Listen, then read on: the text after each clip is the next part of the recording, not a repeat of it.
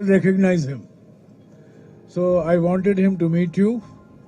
He has been walking along with Rahulji from 7th of September. He is one man who has been walking 22 kilometers every day.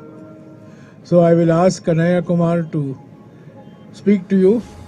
Like this, every day I want to bring one or two interesting people and expose them to you. So Kanhaiya ji, Hindi में बोलिए. पहले sir आपको thank you, और जो यहाँ सब लोग हैं, सारे जो हमारे प्रेस के साथी हैं, उनको गुड मॉर्निंग, नमस्कार. I have learn one Telugu word like अंदर के नमस्कार. सो अंदर की नहीं, अंदर की नमस्कार. मैं सबसे पहले आपका स्वागत करता हूँ और हिंदी में बोलूँगा, इसके लिए आपसे माफ़ी चाहता हूँ. आपकी भाषा तेलुगु है, लेकिन मुझे तेलुगु आती नहीं है. आती तो जरूर तेलुगु में बात करता, क्योंकि हमारी नज़र में, भारत जोड़ो यात्रा की नज़र में, सारी भाषाएं एक समान है. सब भाषा, सारे लोगों की मातृभाषा जो है, उसको हम बराबर का रिस्पेक्ट करते हैं.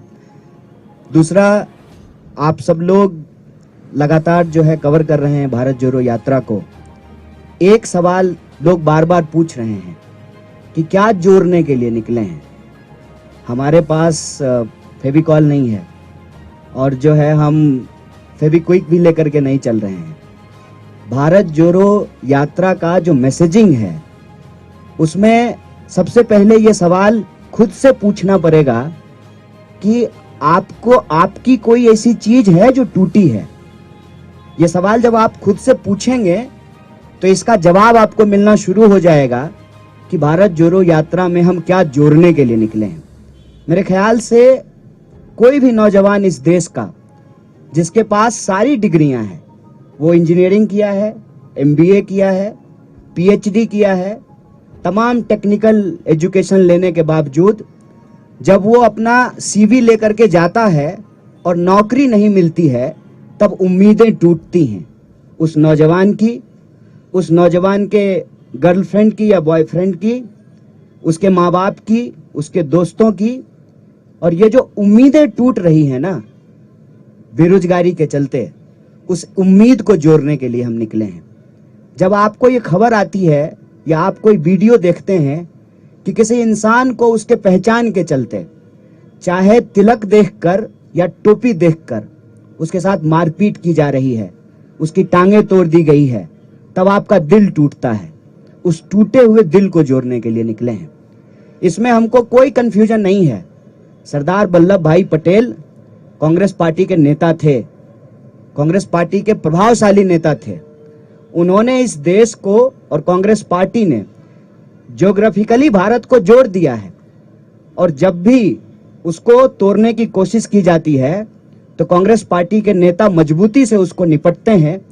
कल हम लोग इंदिरा जी को याद करेंगे.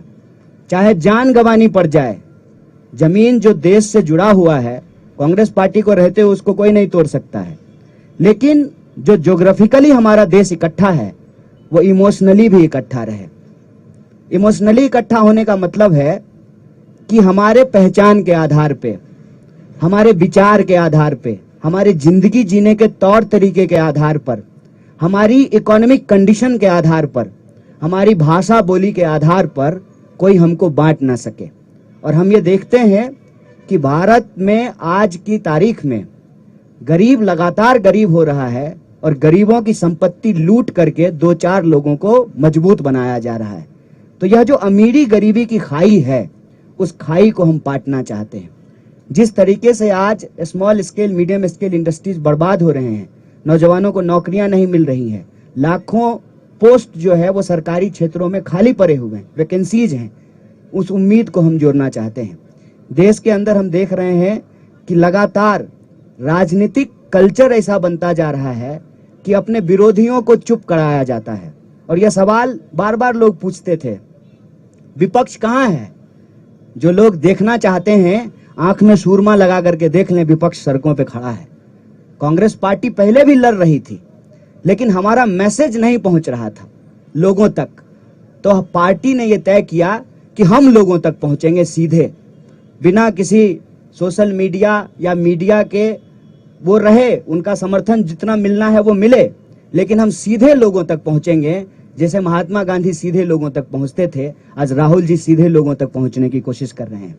एक तो ये सवाल आज कोई भी ईमानदारी से समझ सकता है कि कांग्रेस पार्टी एक मजबूत विपक्ष की भूमिका सड़कों पे निभा रही है और सिर्फ कांग्रेस पार्टी निभा रही है।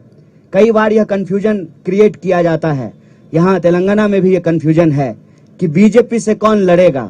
अव्वल तो बीजेपी से लड़ने का क्या मतलब है?